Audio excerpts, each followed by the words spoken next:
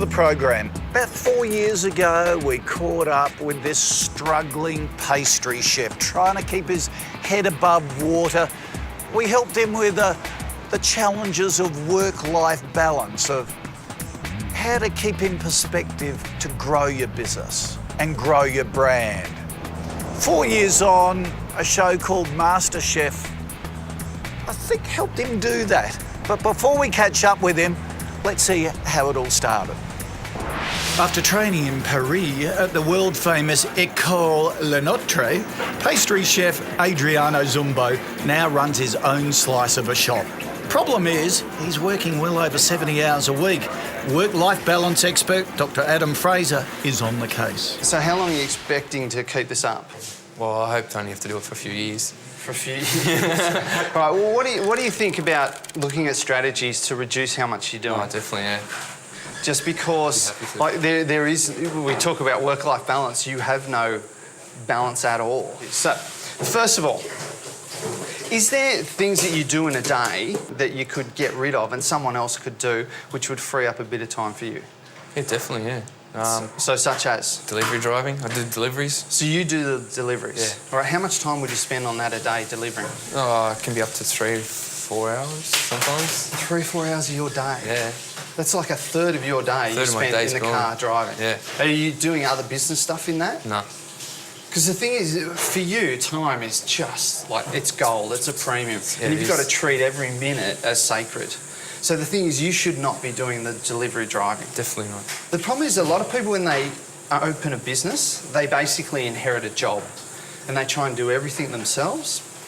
And what you've got to do is start looking at your business as that you're the leader and you should be doing the strategic stuff and developing the business rather than the grunt work like doing the delivery. So number one, we're going to look at get you a delivery driver. What else are you doing that you think you could outsource that would free you up to do other stuff like marketing and developing? Probably a bit of the bookwork, really, you know. How much time would you spend on your books? Maybe an hour a day. An hour a day. Yeah.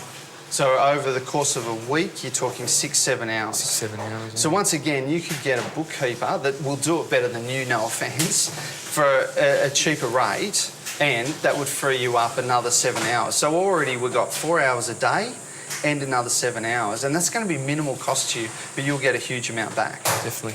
Okay, so in terms of your business, you've got this premises where you make everything, and you've got the shop, and you also distribute through other people. Yeah. So how can you reduce your time in here? Can you put someone on to do more baking? Definitely. More putting a head chef in charge and probably getting another person. So you are going to do that? Yeah. Okay, that's good. What about when you're in the office and, you know, doing business planning stuff? Like, how much time would you spend in there? At the moment, I don't get much time because it gets pushed to the side, which it shouldn't really. Which is the most important thing, and I push it across. So one thing that people often fall into is they faff about and they touch a lot of things but never finish it, and they try and multitask. Would you say you do that? Definitely, yes. Yeah, it's a real common. The thing is, multitasking is really bad for your performance. You're ineffective. You're trying to do too many things. You never finish anything. So another characteristic I want you to take on is start to think about when you start a task, finish it. Because so many people are trying to do too many things at the one time. And all they do is basically spend a lot of time dabbling but never getting things done. So when you're in the office, what I want you to do is have a clear plan about what you want to get done and do it. So those few years have passed, and now with 4 outlets, nearly 100 staff and an international reputation, Adriano seems to have succeeded with the delegation part of Adam's advice, if not the work-life balance. I find out more after the break. My biggest dream is probably to have that shopping bag with Paris, Tokyo, London, New York.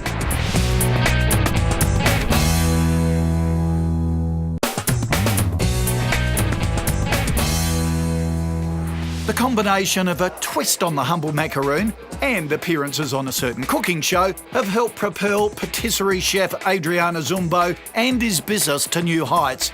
I'm catching up with him to find out more.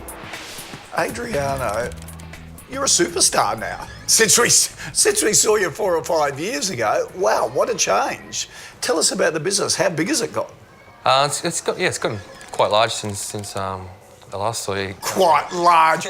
You're in that little thing out the back now. You're in this palace. How many people you got working for you? I think there's 85 on the books now, so not all full time, but there's 30 in the kitchen and 5 or 6 in the office, and then the rest are made up from retail staff, like who work part time and so forth. Okay, so we saw you had your little place out the back. You had one store. One store, yep. Now you've got 3. 3. So can you believe the impact of MasterChef? No, not really. It's been a pretty crazy ride. So what did it do for you? What it do, I guess, pretty much jumped the business like 50% probably. Like over the years, it's taken us from being a little inner west patisserie, sort of well known around here, to making us national, probably even international now. People flying from all around the world. So what's your biggest issue? Is it coping with that growth in staff? Yeah, exactly. The growth in staff, getting a system down pat for training and to keep them really inspired, I guess, and really coming to work and wanting to be here and love their job, I guess, because it's grown to be so big, so quick.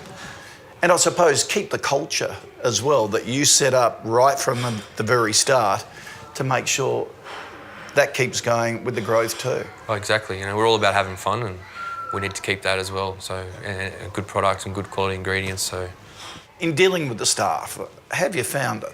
I kind of, on a personal note, I get on well with all my staff. But I guess on a work note, I guess I'm not in the kitchen a lot, so I don't have that close bond with a lot of them. If I was in the kitchen constantly, you would, and they'd kind of feel a lot easier for them to speak up and talk to you. But as well, as I'm not there, I think they shut off. They shut off a bit, and they feel like they can't talk to you, or they feel scared to talk to you and speak up. Because you're this big television superstar now, aren't you? You're on the covers of magazines. That's what they think, right? I'm still the same person, but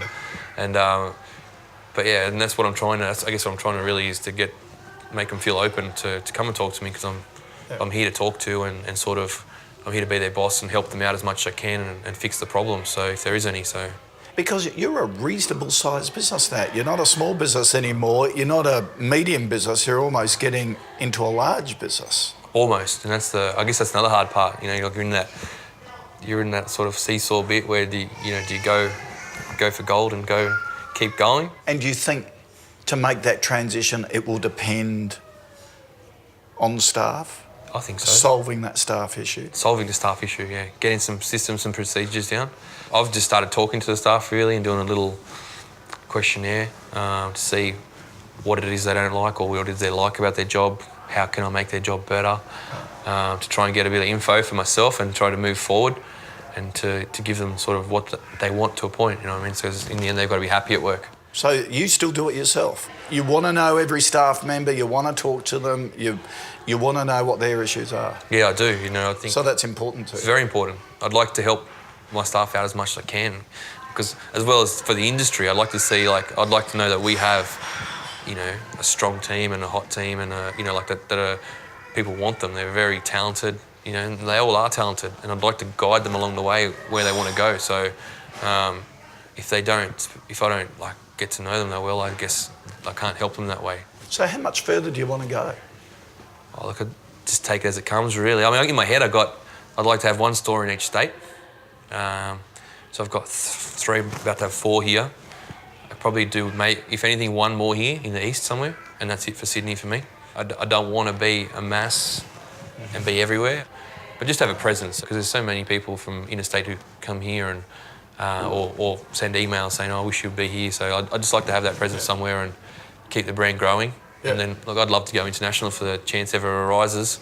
My biggest dream is probably to have that shopping bag with Paris, Tokyo, London, New York, Roselle. Sydney. Roselle. You've got to keep Roselle. None of this fancy Sydney bit. It's got to have Roselle. That's your roots. Well, that's fantastic. Look, we'd love to help on the staff side. If you're happy, we can send some experts in, because that seems to be the key for you. Yeah, happy with that? On board? That'd be great. Beauty. That'd be awesome. All right, now, where are those macaroons? This business building block is brought to you by Allianz Business Insurance. Risk is a part of life and part of running a business. So if you want peace of mind, it's important to insure against the main risk areas in your business. What may surprise you is how many elements of business can actually be insured. For instance, if you're a retailer, In addition to insuring your building, contents and workers, you can also insure against public and product liability, business interruption, loss of money and breakage of fixed glass. If you're a tradie, you can cover your tools and equipment used in the course of your business for accidental damage, which also includes theft of tools and equipment from a secure building or locked vehicle. And if you're in hospitality or manufacturing, you can even insure against machinery breakdown. So to find the cover that's right for your business, you can inquire online or talk to one of our friendly, experienced consultants. Contact your broker. Call Allianz on 131000 or visit allianz.com.au for a product disclosure statement or policy document to decide if Allianz is right for you. After the break, the light from this week's Business in the Spotlight shines into the world of real estate. And later in the show, Adriano gets some tips from a business owner who's faced and overcome the same growth dilemmas.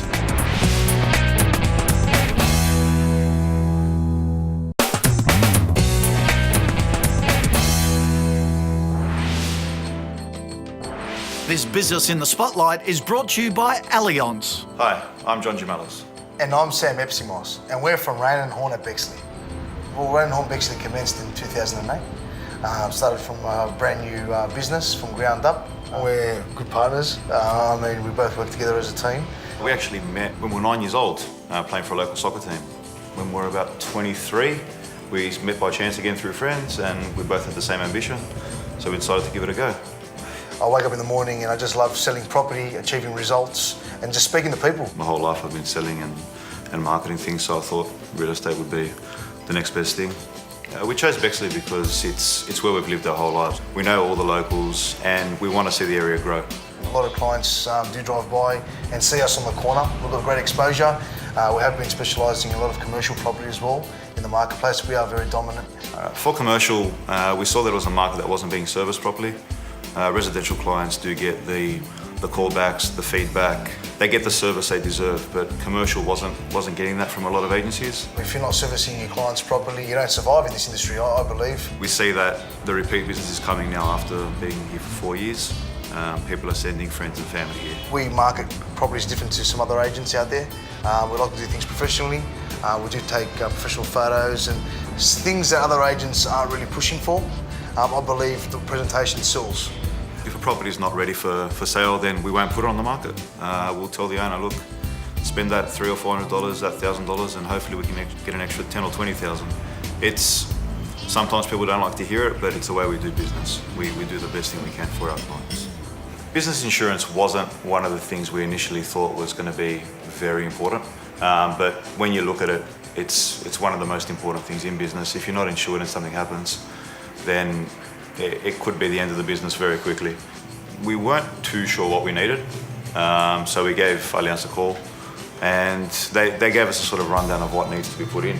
Office insurance, building insurance, car insurance, workers' comp, the whole lot. They went through everything. We got a few quotes from a few different people, as everyone does. They came in a lot cheaper. Initially we had signed up and we were hoping never to have to use it. Just something you pay and you forget about. But we had a few issues over a break where I think we had a few glass breakages. I found Allianz to be outstanding in the customer service. They were very responsive. They got back to us immediately. We needed our windows fixed and they got fixed nice and quickly. It was very helpful. You can't have windows open in a business. Allianz is our number one choice for insurance forever. Now we're going to use them for our cars as well. So. Contact your broker. Call Allianz on 131000 or visit allianz.com.au for a product disclosure statement or policy document to decide if Allianz is right for you. After the break, making the transition from kitchen mechanic to successful entrepreneur. Adriano gets some tips and tricks for leading his team. I think I'm starting to realise I'm not a chef anymore. Does it freak you out? Yeah, it does a bit.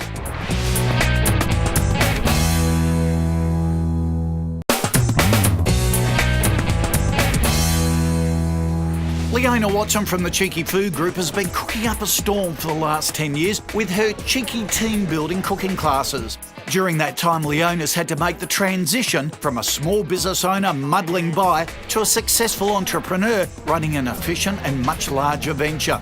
As master patisserie chef Adriana Zumbo is part way along a similar journey, Leona's catching up with him to share her experiences. Oh, delicious. Yeah. Thank you. No worries. So once upon a time there was Adriana Zumbo of just one, and now you have nearly 100 staff. Yeah. Where was the point where you just thought this is going to really take off? Probably about 2 years ago, I guess. Yeah, really, probably after the first episode of MasterChef. It was always growing, but then that when it shot off, kind of jumping from 10 staff to 40 staff in a matter of a couple of months. In a couple of months? Months, yeah. So, do you feel like you're a big business now? I feel like I'm stuck in the middle. I feel like you're stuck in the middle. I've got to make that decision. That is exactly it. About 3-4 years ago, I realised that I wasn't really a small business anymore. I wasn't a lounge room business. I had staff who wanted careers. I had massive overheads, which I'm sure you have as well.